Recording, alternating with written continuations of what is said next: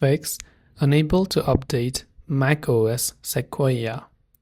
If you want to fix if you're unable to update macOS Sequoia, maybe you're on the older version, you're trying to update to macOS, or maybe you're already on the Sequoia but you're still trying to get a few updates here and there. The first thing you have to check is your internet connection. Go to your Wi-Fi settings and ensure that you have got a stable internet connection. The second is if you're on the older macOS version, so like a macOS Monterey or something like that, you have to make sure that your current Mac is compatible with the new update. So you can check that through Apple's developer website. Now after that, you also have to ensure that you have got enough storage to download and install the update.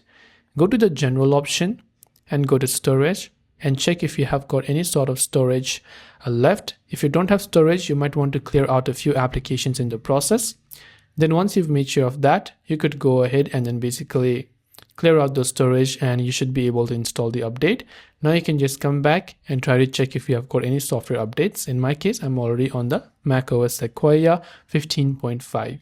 So hope this video helped you out. If you have got any questions, do feel free to leave them down below. Thanks for watching till the very end and see you soon in the next video.